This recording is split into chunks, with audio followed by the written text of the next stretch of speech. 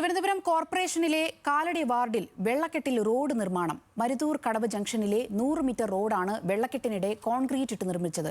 പൊതുമരാമത്ത് standing council ചെയർപേഴ്സണായ councillor Manju ജി.എസിന്റെ വാർഡിലാണ് ഈ അനാസ്ഥ.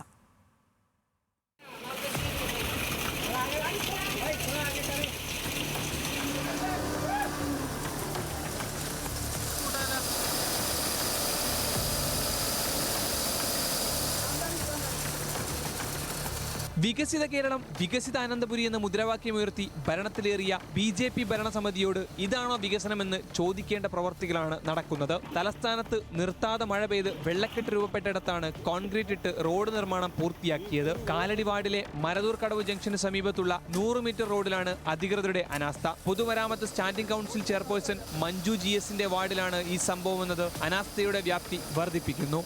ഇത്രയും ദിവസം മഴയില്ലായിരുന്നു, നല്ല ഉറച്ച തറയിട്ട് കിടന്ന സമയത്ത് ഈ വർക്ക് ചെയ്തുകൂടെ എന്നാണ് ചോദിച്ചത്. അപ്പോഴവർ പറഞ്ഞ വാർഡ് കൗൺസിലിൻ്റെ നിർദ്ദേശമുണ്ട്, ഇന്ന് തന്നെ ഈ മഴയത്തായിരുന്നാലും ഇത് ഉടനടി ചെയ്യണമെന്ന് വേണ്ടി നിർദ്ദേശം കൊടുത്തതായിട്ടാണ് ഈ പറഞ്ഞ AE എൻ്റെ പറഞ്ഞിട്ടുള്ള കോൺട്രാക്ടർ പറഞ്ഞിട്ടുള്ളത്. ഞങ്ങളിപ്പം വീഡിയോ എടുത്തിട്ടുണ്ട്. ഞങ്ങൾ നിയമപരമായിട്ട് ഇതിൻ്റെ കാര്യങ്ങളായിട്ട് മുന്നോട്ട് പോകും. അപ്പം ഇതൊരിക്കലും ഈ പറഞ്ഞ പൊതുമരാമത്ത് സ്റ്റാൻഡിംഗ് കമ്മിറ്റി ചെയർപേഴ്സണാണ് ഇവിടുത്തെ വാർഡ് കൗൺസിലർ. വാർഡ് കൗൺസിലർ ഇത് അവർ ഈ സ്ഥാനം ഏറ്റെടുത്തതിന് ശേഷം ഈ വാർഡിനകത്ത് ഒന്നിനും തിരിഞ്ഞു നോക്കണില്ല. വെള്ളക്കെട്ട് ഒഴിവാകുന്നതുവരെ റോഡ് നിർമ്മാണം മാറ്റിവെക്കണമെന്ന് നാട്ടുകാർ ആവശ്യപ്പെട്ടെങ്കിലും അധികൃതർ തീരുമാനം മാറ്റിയില്ല. സാങ്കേതിക പ്രശ്നങ്ങളുണ്ടെങ്കിൽ എഞ്ചിനീയറോട് ചോദിക്കണമെന്നായിരുന്നു കൗൺസിലർ മഞ്ജു G.എസിന്റെ പ്രതികരണം. കോൺക്രീറ്റ് ഇടുന്നതിനനുസരിച്ച് കെട്ടിക്കിടക്കുന്ന വെള്ളം ഒഴിവാക്കുന്നുണ്ടായിരുന്നെന്നാണ് നിർമ്മാണ ചുമതലയുള്ള എഞ്ചിനീയറുടെ വിചിത്ര വിശദീകരണം. ഇത്തരം പ്രവൃത്തികളിൽ ഏർപ്പെടുമ്പോൾ അതിന്റെ ബുദ്ധിമുട്ട് അനുഭവിക്കുന്നത് നാട്ടുകാരും പ്രയോജനം നേടുന്നത് അധികൃതരുമാണെന്നതിൽ സംശയമില്ല.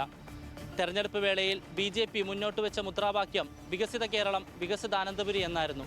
വരും ദിവസങ്ങളിലെങ്കിലും ഇത്തരം വികസന പ്രവർത്തനങ്ങൾ ഒഴിവാക്കുമെന്ന് പ്രതീക്ഷിക്കാം. ക്യാമറമാൻ ചന്തു പ്രവദിനോടൊപ്പം ഹാൻസ് ജോൺ, ന്യൂസ് മലയാളം, തിരുവനന്തപുരം.